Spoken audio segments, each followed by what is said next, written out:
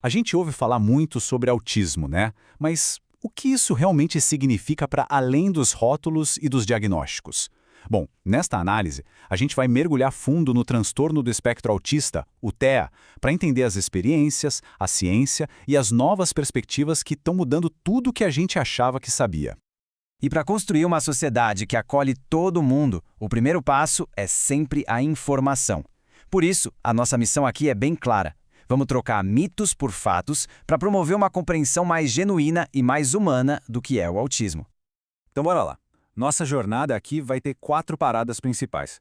A gente começa com a história e os números para ter uma base, depois a gente mergulha nas experiências humanas, no dia a dia, aí vamos explorar um conceito revolucionário, o de neurodiversidade, e por fim, vamos ver os suportes que realmente fazem a diferença na vida das pessoas.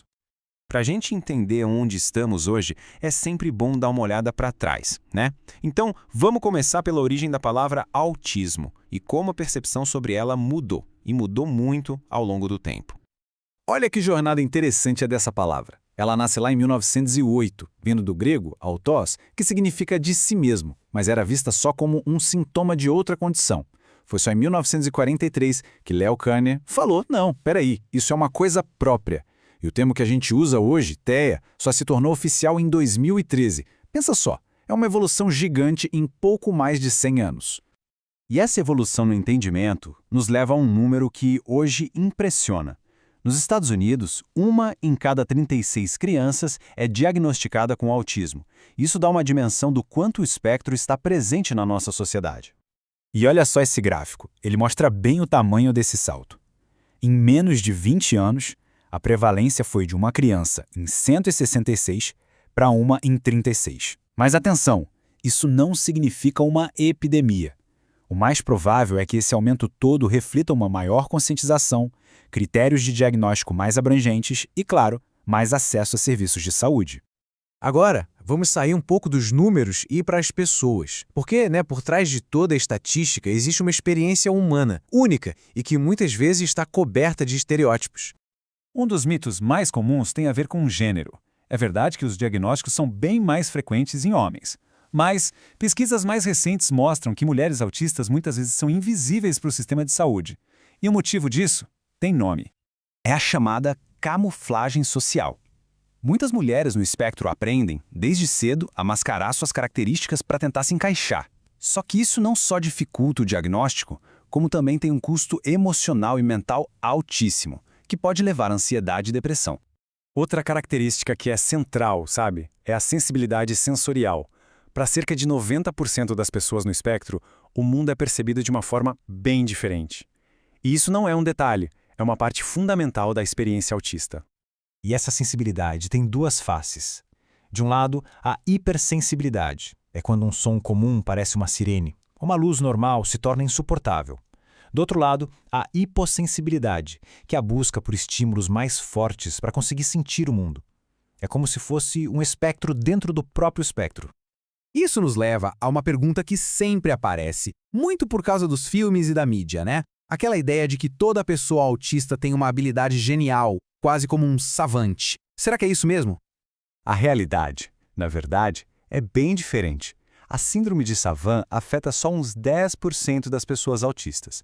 E como o gráfico mostra, as habilidades mais comuns são em música e memória. O problema desse estereótipo do gênio é que, além de ser raro, ele acaba apagando a realidade da grande maioria das pessoas no espectro.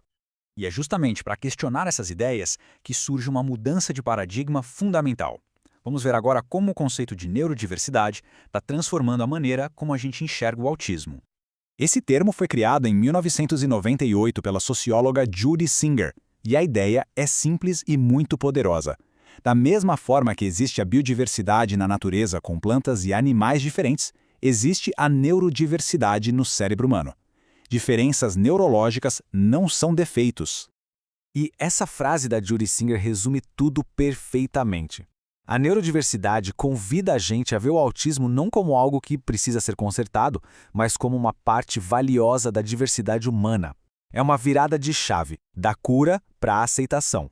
Mas olha só, aceitação não significa ausência de apoio, muito pelo contrário. Nessa nossa última parte, vamos explorar justamente os suportes que permitem que pessoas autistas possam prosperar e levar uma vida plena. E aqui, 2 pilares são essenciais. Primeiro, a intervenção precoce. Quanto mais cedo o estímulo certo começa, melhores são os resultados a longo prazo. E segundo, terapias com base em evidências, como a ABA, que hoje é considerada padrão ouro para desenvolver habilidades de comunicação e adaptação. O suporte social e legal também é fundamental. E aqui no Brasil tivemos avanços históricos, viu? A Lei Berenice Piana, por exemplo, garantiu direitos legais importantes. Já a Lei Romeu Mion facilitou o acesso a serviços como a carteira de identificação. São marcos que ajudam a combater barreiras e a construir um caminho para a inclusão. A tecnologia também tem um papel transformador nisso tudo.